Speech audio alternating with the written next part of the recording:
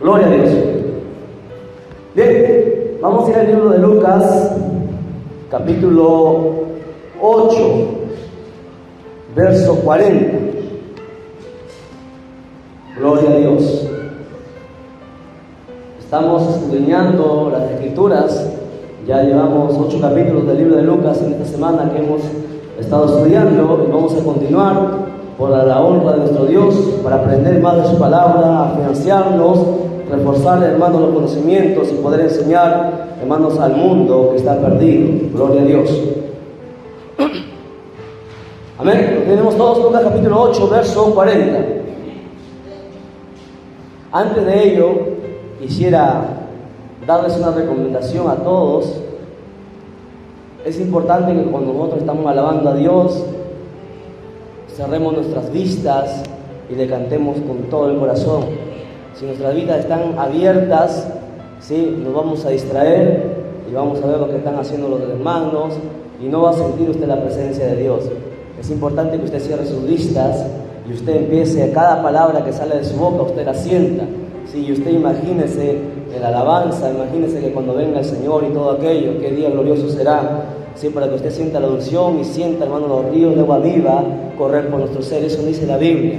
Yo recuerdo que cuando me convertí, en las alabanzas que empezaban a cantar los hermanos, cuando hace ya muchos años atrás, yo cerraba mis ojos y cantaba con todo el corazón las alabanzas que me sabía, y las que no me sabía las repetía cuando los hermanos cantaban. Y en una de esas yo tuve una experiencia, ¿sí? A los pocos tiempos que yo me convertí, me acuerdo que estaba ahí donde está Eduardo, y estábamos cantando cuando yo escuché la voz de una bruja que se empezó a reír por allá, por donde está al otro lado, y se reía fuerte y empezaba a lanzar maldiciones a la iglesia para que la iglesia se enfriase. Y el Espíritu vino y me dijo: es esa mujer la que está haciendo que mucha gente en la iglesia se duerma y no escuche la palabra, ¿sí? Y eso sucedió, hermano, y eso a mí me impresionó. ¿Por qué? Porque eso fue una señal realmente para mí que realmente el mundo espiritual existía, como ayer estábamos haciendo el estudio, ¿sí? Es por eso que es importante que usted se concentre en la alabanza. La alabanza, ¿me entiende?, es poderosa. La Biblia dice, hermano, que Dios habita en medio de la alabanza de su pueblo, no en medio del canto. El día de hoy una jovencita me pasó una canción que estaban cantando en una iglesia. Estaba cantando los adoradores en la iglesia con short, con un bibilí, y danzaban, y las jovencitas danzaban, ¿sí?, y cantaban, y le explicaba yo a las jóvenes, decía: ellos están cantando, ellos no están alabando, mucho menos están adorando. La alabanza, ¿me entiende?, lo hacen los hijos de Dios. La adoración lo hacen los hijos de Dios que están, hermanos, en comunión con Dios. Pero cantar, cualquiera canta porque se sabe la letra. El mundo canta, nosotros no cantamos, nosotros alabamos a Dios, que es muy diferente, ¿me entiende? Y para alabar a Dios hay que tener mucha reverencia y mucho respeto, porque la Biblia dice que Dios es santo. Y le explicaba a esta jovencita, ¿me entiende?, los perdidos que estaban y cómo la gente, hermano, en las mismas iglesias permitían todas estas cosas. Es por eso que la alabanza es muy poderosa. En la alabanza, ¿me entiende?, mucha gente es sanada. Cuando solamente que tú estás alabando y te estás concentrando, la gente se sanaba. Yo recuerdo en las campañas que yo veía en los testimonios, veía que en medio de la alabanza, cuando se hacían en los estadios, el predicador ni siquiera empezaba a predicar, solamente el ministro de alabanza estaba tocando, estaban cantando, todo alabando a Dios, y los que estaban en silla de ruedas se paraban, y el predicador ni siquiera le había puesto la mano. ¿Me entiendes? Porque en la alabanza hay poder. Nosotros no cantamos, nosotros alabamos y también adoramos a Dios, que es muy diferente lo que hace el mundo. Así que la próxima vez recuérdelo bien eso. Si usted quiere sentir a Dios, cierre su vista y concéntrese en lo que usted está cantando, para que sienta los ríos de agua viva, como dice la Biblia, que corren por su ser. Amén. La alabanza te va a liberar de tu carga, te va a liberar de tus problemas. Bien, no es un tema de alabanza, pero vamos a ir a la enseñanza ahora sí con esa acotación. Lucas capítulo 8, verso 40. Nos ponemos en pie para gloria del buen Padre, gloria de su Hijo y gloria de su amado Espíritu Santo. Dice así: cuando volvió Jesús, le recibió la multitud con gozo, porque todos le esperaban. Entonces vino un varón llamado Jairo, que era principal de la sinagoga, y postrándose a los pies de Jesús, le rogaba que entrase en su casa, porque tenía una hija única, como de 12 años, que se estaba muriendo, y mientras iba la multitud le oprimía. Pero una mujer que padecía flujo de sangre desde hacía 12 años, y que había gastado en médicos todo cuanto tenía, y por ninguno había podido ser curada, se le acercó por detrás y le tocó el borde de su manto, y al instante se detuvo el flujo de su sangre. Entonces Jesús dijo: ¿quién es el que me ha tocado? Y negando todos, dijo Pedro y los que con él estaban: Maestro, la multitud te aprieta y oprime, y dices: ¿quién es el que me ha tocado? Pero Jesús dijo: alguien me ha tocado, porque yo he conocido que ha salido poder de mí. Oremos. Amado Dios, te damos gracias con todo el corazón por el privilegio enorme de poder, Señor Dios mío, en este momento lecturar tu palabra con toda humildad y con toda mansedumbre, Señor Dios mío. Me humillo delante de ti, reconociendo mi dependencia, reconociendo mi pequeñez, Señor Dios mío, delante de ti, sabiendo que sin ti nada soy, Dios de la gloria, y que nada puedo entregar a tu pueblo si tú no me lo das primero.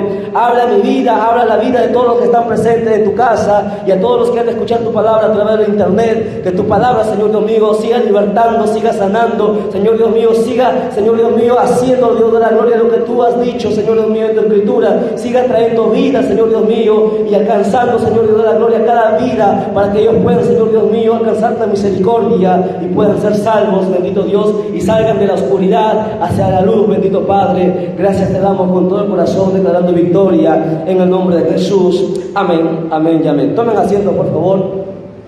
Gloria a Dios. Bienvenido adelante, por favor. Pastor, ¿dónde está el pastor? Si el pastor, por favor, y Martín, agua nos puede dar. Les había dicho que estaba toda la semana, hemos estado predicando. En la vigilia tenemos que estar predicando hasta largas horas de la madrugada. La garganta se me ha reseco. Ese es el motivo para los hermanos. Los hermanos, por favor, es el motivo por el cual nosotros no hemos hecho el aire libre el día lunes. Sí, pero este lunes sí o sí, así esté mal, nosotros vamos a predicar la palabra de Dios. Gloria al Señor. Bien, ahora voy a pedir su mayor atención, por favor. Nos vamos a concentrar en varias enseñanzas aquí, hermanos, en lo que hemos lecturado. Punto número 1, nosotros ya conocemos la historia, hemos visto las películas y hemos visto el milagro que hizo Jesús. Pero nosotros vamos a entrar a la profundidad de la palabra, nuevamente vuelvo a repetir, porque Cristo nos mandó a ello, a escudriñar las Escrituras. Entonces, el punto número 1 es que la Biblia dice que Jesús iba de ciudad en ciudad a predicar, eso hasta ahí lo sabemos, y Jesús ya había hecho milagros, ya había levantado un muerto al joven, ¿me entiende? Al joven de la señora que tenía su único hijo que había muerto, y la gente le seguía. La Biblia dice, y empieza diciendo, que la multitud, hermanos, esperaba a Jesús con gozo, ¿sí? Y cuando Jesús llegó a aquel lugar, la gente le estaba esperando, pero entonces sucedió algo que muchos no lo esperaban. Sucedió que uno de los principales, sí, un hombre pudiente llamado, hermanos, Jairo, sí, este hombre, la Biblia nos relata que era principal. Sí, en Jerusalén, sí, en Israel había, sí, muchos grupos, y estaba dividido.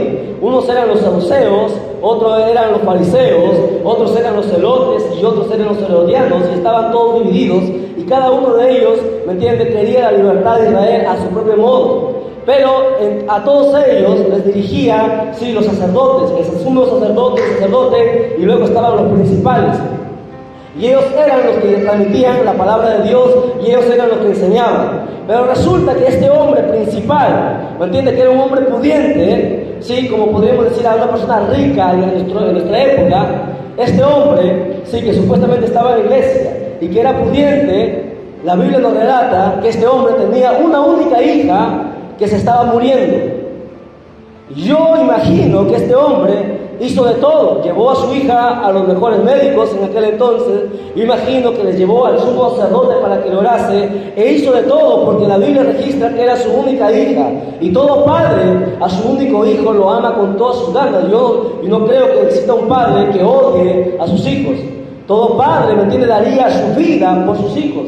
Y este hombre, ¿me entiende? Los sacerdotes, escuche bien, los sacerdotes habían prohibido, ¿me entiende?, que los principales se acerquen hacia Jesús, porque supuestamente Jesús era un falso profeta, Jesús era un mentiroso. Pero este hombre ya no pudo más, ¿me entiende? Este hombre tuvo, hermano, tanta desesperación que al ver que su hija se estaba muriendo, él fue a ver a Jesús, fue a pedirle que por favor viniese a orar por ella. Hasta ahí todo normal, pero sucede que la Biblia dice, hermano, que cuando Jesús iba a orar por esta niña, la gente se apretaba, ¿me entiende? La multitud no dejaba avanzar, ¿me entiende?, a Jesús. Y ahí aparece una mujer que estaba también, tenía otro problema, porque siempre hay problemas, hermano. Siempre hay problemas. El mundo está plagado de problemas. Constantemente nosotros, aun cuando seamos cristianos, vamos a tener problemas, ¿me entiende? Aun cuando estamos en Cristo, ¿me entiende? A veces las enfermedades van a venir, o a veces va a haber problemas en la familia, siempre va a haber problemas. El día que no tengamos problemas será el día que estemos muertos, o el día que Cristo nos haya llevado a la gloria, porque allá arriba la Biblia dice que ya no habrá más problemas, pero mientras estemos con vida, usted tiene que acostumbrarse, ¿me entiende?, a los problemas, enfrentarlos y a pasar los problemas, porque ya no está solo. La Biblia dice que Cristo está con nosotros y que nos ha dado su Santo Espíritu y que no estamos solos y que cualquier problema que venga, ¿me entiende?, no se enfrenta directo con nosotros, sino que está Dios con nosotros, que nos ayuda a vencer cualquier tipo de problema. Pero esta mujer, ¿me entiende?, había también hecho todo, y la Biblia sí especifica y declara que esta mujer había gastado toda su riqueza para que se sanase por 12 años. Esta mujer había estado constantemente gastando en muchos médicos, había viajado otra vez a muchos lugares, pero nunca podía ser sana. Pero a esta mujer sucedió algo increíble. Al oír la fama de Jesús, al oír los milagros que había hecho y al oír la resurrección que había acontecido en Naín, esta mujer creyó en su corazón que realmente este hombre era el Mesías, el prometido, ¿me entiende?, profetizado hace 800 años atrás por primera vez por el profeta Isaías. Isaías profetizó, ¿me entiende?, 800 años atrás que vendría el Mesías, que vendría el Salvador y libertaría a Israel. Y esta mujer, al ver los milagros que nadie había hecho hasta aquel entonces, en su corazón creyó con todas sus fuerzas. Y habíamos dicho, no entiende lo que es la fe. La fe es no solamente creer, porque habíamos enseñado por la Biblia que la fe sin obras es muerta. Esta mujer, al creer en su corazón que al tocar el borde del manto de Jesús se sanaría, pero esa era la fe. Ahora esa fe tenía que ponerse en acción, esa fe tenía que, ¿me entiende?, moverse, esa fe tenía que, ¿me entiende?, alcanzar las obras. Recuerde que la fe sin obras es muerta. Esta mujer, ¿me entiende?, la Biblia registra que Jesús, la gente le rodeaba. Esta mujer encorvada, con flujo de sangre, que la justa podía caminar y ya era una anciana, su obra fue la siguiente. ¿Me entiende? Que ella tuvo que esforzarse y no le importaba el obstáculo y la gente que apretaba al maestro, porque la Biblia registra eso, que la gente se apretaba. ¿Me entiende? Esta mujer se esforzó hasta el momento en que llegó, tal vez le empujaron, tal vez hicieron, de repente recibieron hasta golpes, pero hasta el momento en que llegó a Jesús y tocó el borde de su manto, la Biblia dice que al instante esta mujer fue sana. Obraron la fe y las obras. La fe y las obras siempre deben ir juntas. Una fe sin obras no sirve, hermano. ¿Me entiendes? El decir, yo creo que mi familia va a ser salva, y tú no oras, tú no ayunas, tú no crees en tu corazón, entonces nunca va a pasar el milagro. ¿Me entiendes? La fe sin obras es muerta. Si tú dices, yo quiero ser un gran predicador, yo quiero ser un gran líder de alabanzas, pero no oras, no ayunas, no te sometes a Dios, no buscas comunión con Dios, nunca llegarás a ser un predicador, nunca llegarás a ser un ministro de alabanza. ¿Me entiendes? ¿Por qué? Porque tú tienes que actuar, tiene que haber obras en ti, tienes que someterte a varios días de ayuno, tienes que someter tu carne, tienes que buscar la presencia de Dios horas y horas de rodillas orando hasta que Dios responda. La fe sin obras nunca tendrá un resultado, entiéndalo por favor. En esta mujer obró, ¿me entiendes?, su fe y obraron sus obras para que vea el milagro realizarse. Cuando esta mujer dice que al instante fue sana, y usted conoce la historia, dice la Biblia que Jesús dijo unas palabras que ahorita leyéndole vino algo a mi mente y me explicó algo. Escuche. Jesús dijo: ¿quién me ha tocado? Y los apóstoles y Pedro dijeron: Señor, ves que la gente te aprieta y dices: ¿quién me ha tocado? Pero Jesús iba más allá, ¿me entiendes? Pedro no entendió, sus discípulos no entendían. Había alguien que había tocado a Jesús. La pregunta es, cuando tú estás en tus problemas, ¿será que tú tocas a Dios, que tú tocas el corazón de Dios en tu problema, en tu aflicción, en tu dificultad? Tú tocas a Dios.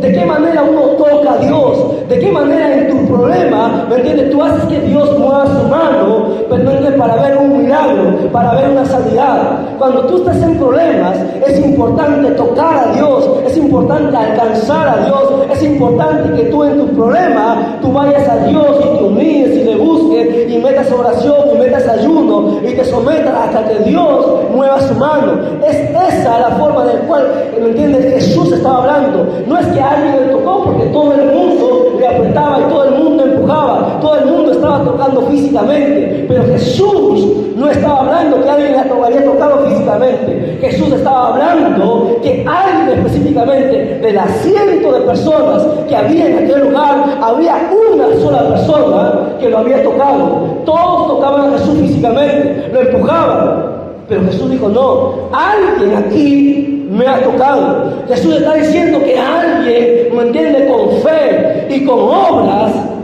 había tocado al Maestro y había desatado un milagro. Eso es tocar a Dios, ¿me entiende?, tener fe y tener obras. Todo el mundo estaba ahí, no lo habían tocado. La única mujer, ¿me entiende?, que lo tocó a Jesús fue esta mujer anciana, que tuvo fe en su corazón y obró, ¿me entiende?, y tuvo obras para que el milagro se realizase. Es eso lo que usted debe aprender y debe entender. Cualquier milagro que usted anhele en su corazón, ¿me entiende?, si hay alguna persona enferma en su familia, usted no basta con el creer que Jesús lo va a sanar, no basta en el decir: el Señor un día le sanará, sino que tú tienes que entrar a buscar a Dios, a que Dios mueva su mano, a que mueva su voluntad, ¿me entiende?, toda esa persona. Usted tiene que hacer eso, buscar la presencia de Dios, lo que hizo esta mujer. Hasta ahí, todo bien. Pero resulta, todo era alegría. Pero en un instante, escuche, en un instante la alegría se convirtió en tristeza. Cuando esta mujer declaró que ella lo había tocado y que al instante ella había recibido la sanidad, todo el mundo estaba contento y alegre, sorprendido.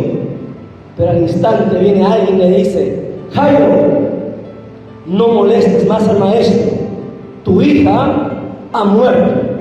Usted entiende, la alegría en un instante se convirtió en tristeza. Y sucede en esta vida. A veces nosotros nos sentimos en la gloria de Dios, a veces nosotros nos sentimos victoriosos, pero de la noche a la mañana a veces, ¿me entiende?, el panorama a veces cambia inmediatamente, ¿me entiende? Pero usted tiene que aprender a ser flexible, usted tiene que aprender, ¿me entiende?, a aceptar los bienes de Dios y aceptar también los males de Dios, ¿me entiende? Usted tiene que aprender a aceptar la voluntad de Dios, ¿me entiende? Porque qué bonito es aceptar la bendición, pero no aceptamos la dificultad, no aceptamos la cruz, no aceptamos, ¿me entiende?, a veces que Dios nos pone en su silencio, le pedimos a Dios, le hablamos a Dios y Dios nos responde. Uno tiene que aprender a aceptar todas las cosas que vienen de Dios. Dale fuertes palmas a Jesucristo.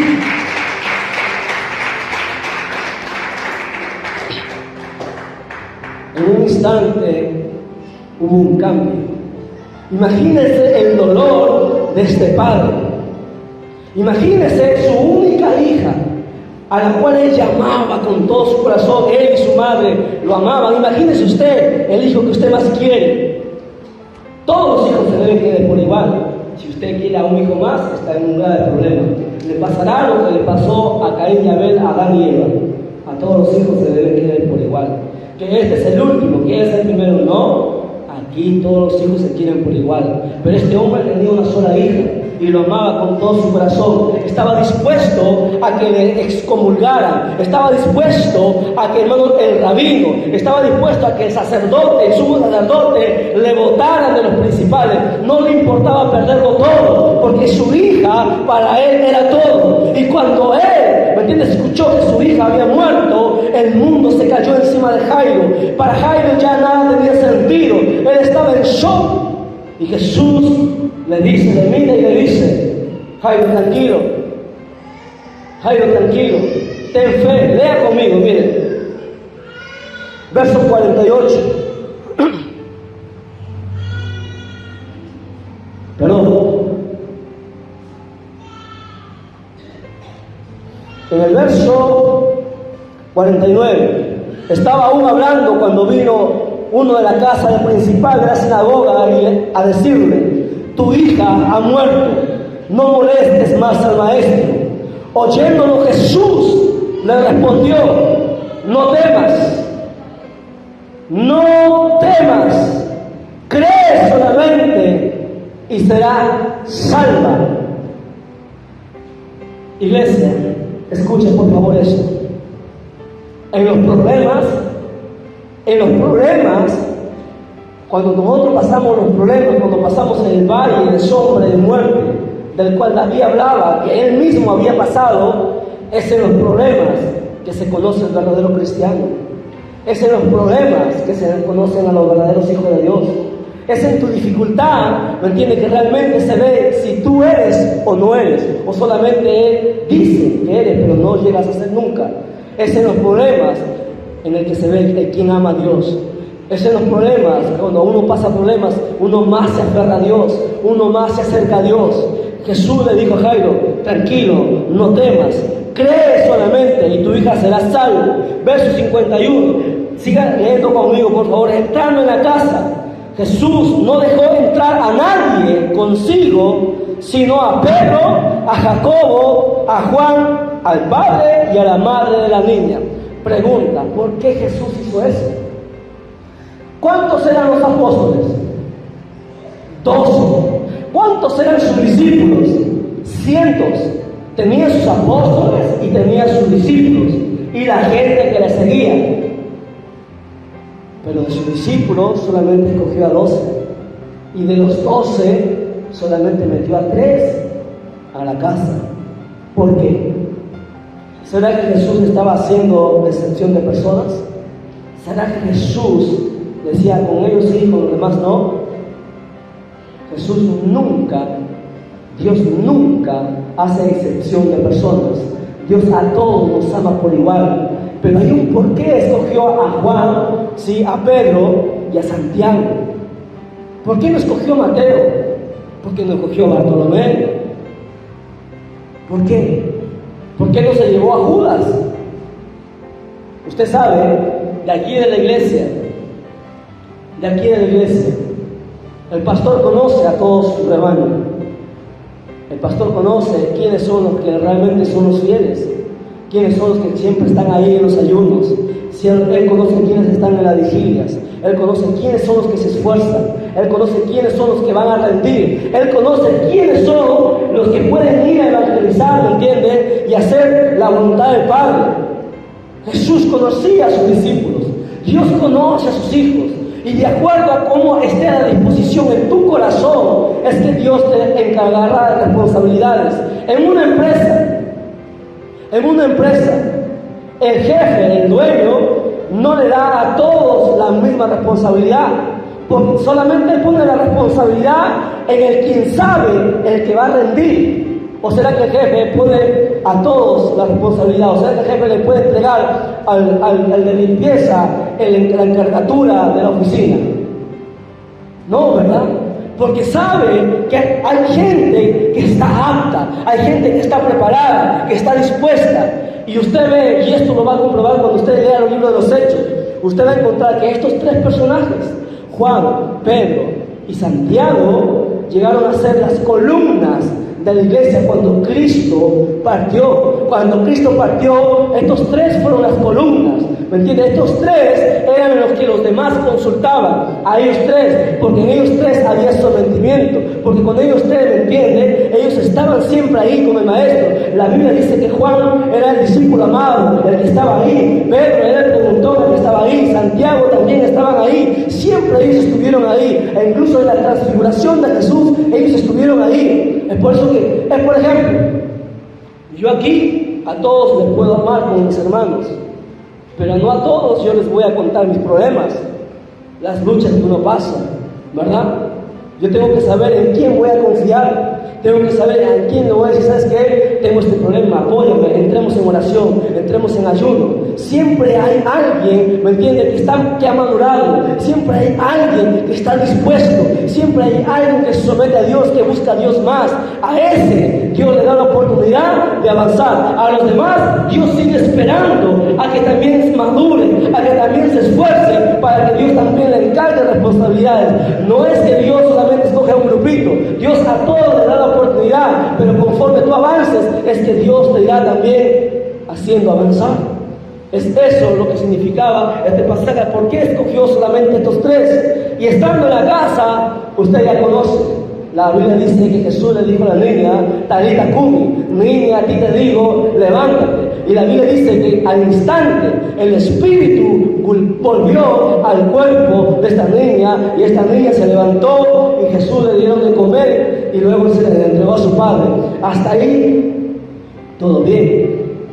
Recuerden, lo esencial es fe con obras. Lo esencial es usted métase a buscar a Dios. Si usted no busca a Dios, ¿me entiende? No espere ser grande en el camino de Dios. No espere ser usado. Si usted no ora, ¿sí?, nunca espere ministrar. Si usted no ora, nunca espere predicar. Si usted no ora, nunca espere, hermano, que Dios lo use en su vida. Usted tiene que meterse con Dios. La vez pasada me preguntaban, hermano, yo quiero ser un gran adorador, yo quiero ministrar las alabanzas. Solamente un consejo tengo para ti: ora mucho, sométete a Dios, busca mucho, porque la alabanza es una gran responsabilidad, el predicar es una gran responsabilidad, el llegar a ser líder es una gran responsabilidad que muchos no ven. ¿Me entiendes? El ministro de alabanza tiene que hacer que el pueblo sienta el Espíritu Santo y no se sienta la carne, como ya hemos visto, ¿verdad? ¿Se acuerdan que mucha gente, ¿me entiendes?, se mueve en su carne? Pero no, los adoradores hacen que la gente se mueva en el Espíritu. La vez pasada que fuimos allá a la invitación que nos dieron, le mostré el pasaje a los jóvenes y ellos pudieron entender, ¿me entiendes? Dios busca a adoradores de verdad, que le adoren en espíritu y en verdad, no que muevan su carne, no que muevan su emoción, sino que hagan mover realmente, que te hagan sentir a Dios en espíritu y en verdad. Cada uno, ¿me entiendes?, tiene que esforzarse y buscar a Dios. Dale fuertes palmas a Jesucristo.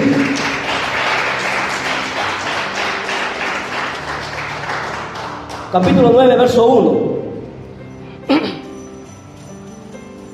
Dice la palabra: habiendo reunido a sus 12 discípulos, les dio poder y autoridad sobre todos los demonios y para sanar enfermedades.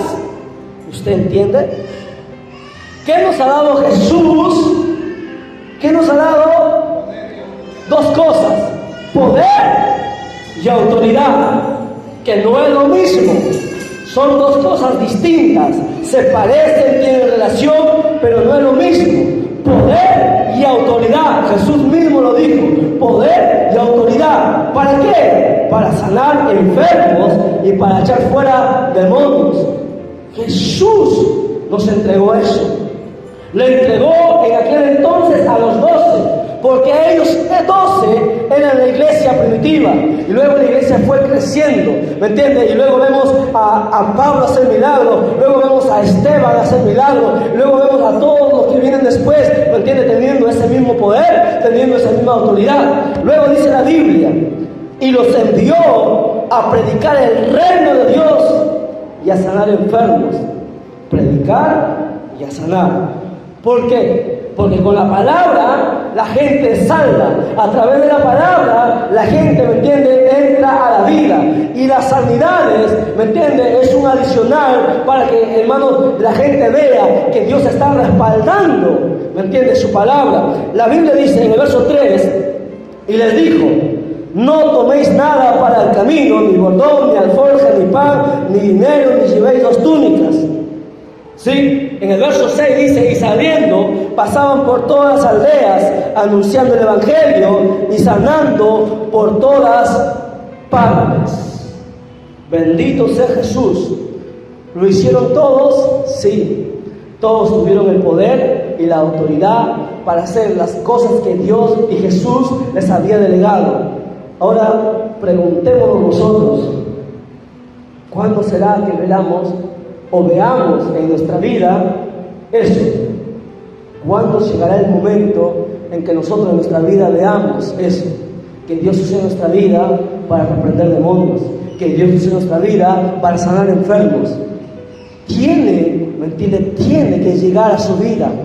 Usted tiene que presenciarlo. Usted tiene que, ¿me entiende?, saborear, usted tiene que ansiar, ¿me entiende?, esas delicias que Dios da a sus hijos, porque no lo ha dado solamente para los evangelistas, no lo ha dado solamente para los líderes, lo ha dado para todo aquel que le busca de corazón. Jesús dijo claramente, hermano, que dio poder y autoridad, y dice que todos iban y hacían lo que Jesús había mandado: sanar enfermos, reprender demonios y predicar el evangelio. 3 cosas que Jesús, había encargado a su iglesia.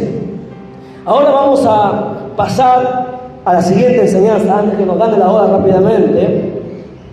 Escuchen, vamos a ir al capítulo 9, verso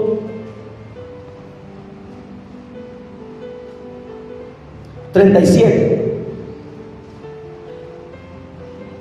Vamos a la transfiguración también, el verso 29. Desde el 28. Aconteció como 8 días después de estas palabras, que tomó a Pedro, a Juan y a Jacobo.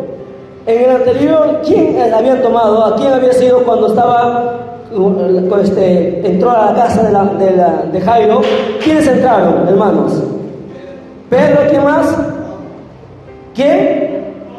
Jacobo y Juan. Y aquí nuevamente tomó a esos 3. ¿Por qué? Ya sabe por qué, ¿verdad? Ya le expliqué. Vamos a ver. Escuchen. Les tomó a estos 3, y entre tanto que oraban, Jesús siempre oraba. Hemos orado hoy día en casa, ¿sí? Es importante orar en casa, ¿sabían? Porque en casa a veces los demonios vienen. Me decía alguien que los espíritus inmundos le estaban atormentando. Es como la hermana que recién se ha convertido, ¿sí? Que estaba el sábado con todo gozo cantando cuando sintió que el demonio le metió las manos por la espalda y sintió feo. Y luego la prédica empezó a odiar la prédica y no pudo resistir y se fue, y el demonio le siguió hasta su casa. ¿Me entiendes? Eso ha pasado porque es así. Es que el diablo no quiere que te escuche la prédica. ¿Me entiendes? Los demonios te rascan la cabeza para que tú te duermas, porque saben que la palabra, si entra a tu corazón, la palabra te transforma, la palabra te cambia, la palabra, ¿me entiendes?, te corrige, la palabra te exhorta, la palabra te redarguye, la palabra te hace andar correctamente. Denle fuerte las palmas a Jesucristo.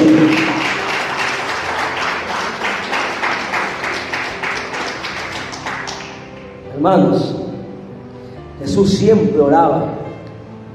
El mínimo común múltiplo de todos nosotros debe ser la oración. Una persona que ora se conoce, se sabe cuando alguien ora, se refleja en su rostro, se refleja en sus frutos, se conoce la gente que ora, se sabe, su rostro cambia. Eso está en la Biblia. Cuando Moisés tuvo un encuentro con Dios, su rostro dice que cambió, resplandecía. La gente no podía ver a Moisés, tuvieron que pedir que se pusiera algo en la cabeza porque no podían resistir, ¿me entiendes?, el rostro de Moisés. Cuando tú oras, ¿me entiendes?, en ti hay algo diferente. Cuando tú oras, ¿me entiendes?, en ti entra como si entrara vida. Cuando tú oras, tú entras en comunión con Dios, tú te sientes libre, ¿me entiendes?, no te sientes oprimido, tus problemas se van las tensiones, te sientes gozoso, te sientes sientes en paz, te sientes, hermano, con fuerza de orar, de reprender demonios. Cuando tú tienes una vida de oración, ¿me entiendes? El mundo cambia, todo a tu alrededor cambia. La Biblia dice que Jesús estaba orando y mientras él oraba, en el verso 29, la apariencia de su rostro se hizo otra. ¿Entiende? Cuando Moisés tuvo el encuentro con Dios, su rostro cambió. Cuando Jesús estaba orando y estaba en la profundidad de la oración, se había metido hasta el clamor, dice que su rostro cambió, fue transfigurado. A ese nivel espera Dios que cada uno de nosotros lleguemos. Al orar, ¿me entiende? Al pasar horas orando. Usted dice, alguien me dijo, hermano, pero yo no siento nada, hermano. No siento orar, enséñanos a orar, me decía un joven. La oración tiene sus partes, ¿sí? Orar, ¿me entiende? No cualquiera puede hacerlo, ¿me entiende? Venir y iniciar, pero todo el mundo puede orar. ¿Por qué? Porque el velo está rasgado, tú puedes entrar a la presencia de Dios a través de Cristo. Orar, tú tienes que, en primer lugar, ponerte a cuenta con Dios. En primer lugar, pedirle perdón por todas las cosas que tú le has fallado. Porque le fallamos, hermano, no le fallamos. Somos humanos y cometemos errores.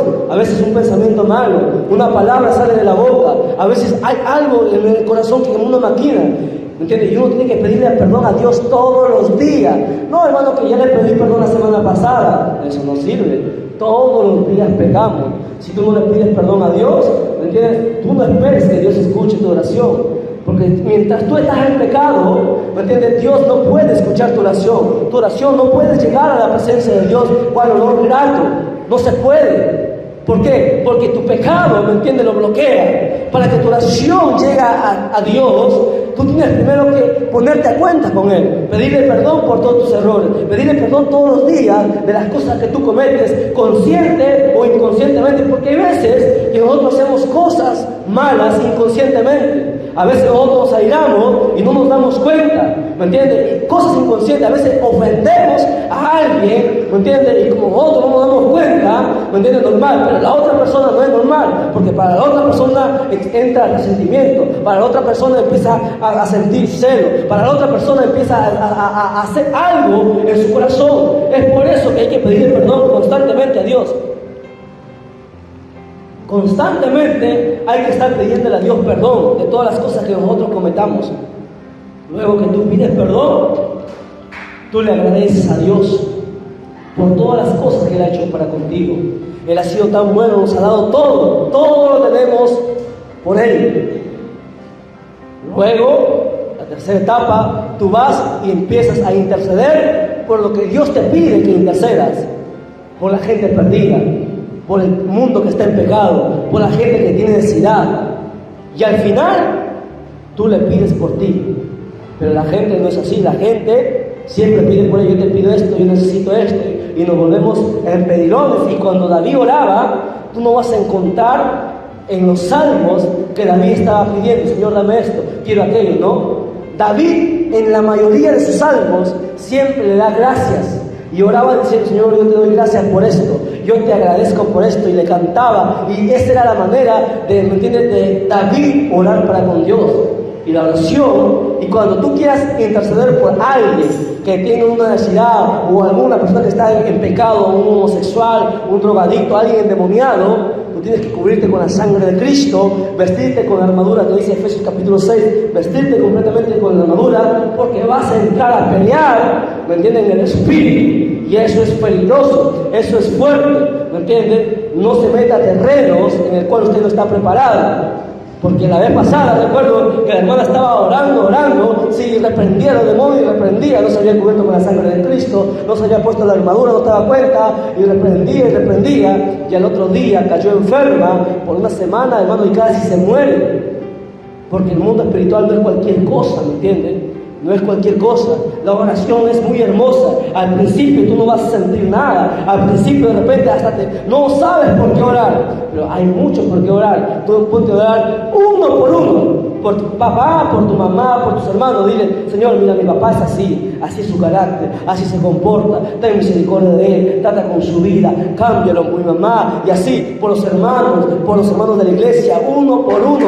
Tiempo faltar por la gente que está afuera, ¿me entiendes? Por la gente que muere sin Cristo, por la gente, hermano, que queda aquí desconsolada, por la gente que está, hermano, haciendo perversidades. Hay tanto por qué orar.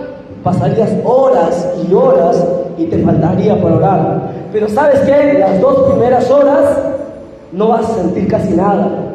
Vas a sentir una lucha, ¿me entiendes? Hasta que tú pasas ya en esa oración, tú sigues orando y orando hasta que recién tú empiezas a sentir algo.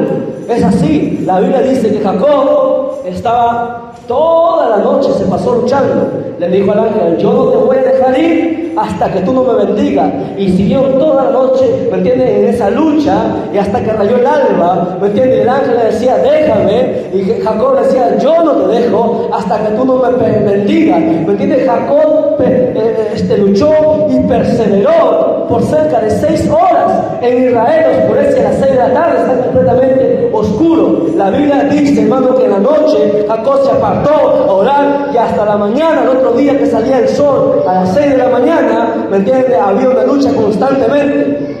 Es una ardua lucha. ¿Tú quieres sentir algo? Pues métete mucho tiempo en oración. Para acabar, no ganó la hora. Dice la Biblia que Jesús oraba y su rostro había resplandecido. ¿Sí? Verso 30. Y aquí 2 varones que hablaban con él, los cuales eran Moisés y Elías, quienes aparecieron rodeados de gloria y hablaban de su partida. Y iba Jesús a cumplir en Jerusalén. Y Pedro y los que estaban con él estaban rendidos de sueño, mas permaneciendo despiertos, vieron la gloria de Jesús y a los 2 varones que estaban con él. Y sucedió que apartándose ellos de él, Pedro le dijo a Jesús: Maestro, bueno es para nosotros que estemos aquí y hagamos 3 enramadas, una para ti, una para Moisés y una para Elías, no sabiendo lo que decía. Hasta ahí, escuchen. 2 cosas puntuales aquí. Pregunto: ¿cómo Pedro sabía que esos 2 personajes eran Moisés y el otro era Elías? ¿Cómo lo sabía Pedro? Si Pedro nunca había visto a Elías, ¿me entiendes? Si nunca había visto a Moisés, que habían muerto miles de años atrás. ¿Cómo Pedro lo sabía? ¿Cómo Pedro fue a Jesús y le dijo: Señor, vamos a hacer 3 enramadas, una para ti, una para Moisés y una para Elías? ¿Cómo? Es que el Espíritu se lo reveló. El Espíritu revela todas las cosas. Ahora, en el verso que hemos leído, dice, al final del verso 33 dice: no sabiendo lo que decía. Pedro, siendo su apóstol, estando con Jesús, no sabía muchas cosas. Es que aquí no somos sabelotodos. Aquí el pastor no lo sabe todo, el predicador no lo sabe todo. Aquí todo el mundo está, ¿me entiende?, aprendiendo de Dios. Pero quiso hacer algo bueno, ¿me entiende? Quiso honrar a Elías, a Moisés y a Jesús. Y el texto dice: no sabiendo lo que decía. ¿Qué sucede? Que Pedro estaba mal. Él quería hacer algo bueno, pero estaba mal. ¿Sabe por qué? Porque Elías no recibe adoración. Moisés no recibe adoración. Ninguna, ¿me entiende?, ningún hombre debe recibir adoración. El único al quien se debe dar la gloria, dar la honra, es a Dios, es a Cristo. ¿Me entiende? Ellos querían hacer algo bueno, pero sin embargo su intención era buena, pero no estaba bien. Es más, por eso que el texto dice claramente, textualmente, no sabían lo que ellos decían. Porque en el verso 34 dice: mientras él decía esto, vino una nube, los cubrió y tuvieron temor entrar en la nube, y vino una voz desde la nube que decía: este es mi hijo amado, a él oí. No a Moisés, no a Elías, no a Pedro, no a María, no a ningún santo, ¿me entiendes?, ni a ningún ángel, solamente a Cristo, ¿me entiendes?, solamente a Él. Él es merecedor de toda gloria, Él es merecedor de toda honra, Él es Dios, Él es el Alfa y el Omega, Él es la rosa del Sarón, Él sana, Él salva, Él siempre estará presente. Denle fuertes palmas a Jesucristo. Solamente Él es merecedor de toda gloria. Y la Biblia dice, hermanos, que Moisés y Elías desaparecieron y solamente quedó Jesús. Solamente Jesús quedó parado ahí. Él. Nuestra mirada está en Él. Nuestra mirada debe estar en Jesús, no en el líder. Porque si el líder cae, tú no vas a caer. No en el pastor, porque si el pastor cae, tú no vas a caer. No en el hermano, no en la hermana. Debe estar tu mirada puesta en Jesús, el autor y consumador de la fe. Se va el líder, vendrá otro líder. Aquí nadie es indispensable. Aquí el único indispensable es Cristo. Aquí el único que debe recibir honra y gloria es Cristo. Solamente a Él, puestos los ojos en Él, dice la Biblia, el autor y consumador de la fe. Cuando Pedro, ¿me entiendes?, salió porque Jesús le mandó de la barca, que saliese de la barca, la Biblia registra que Pedro caminó sobre las aguas.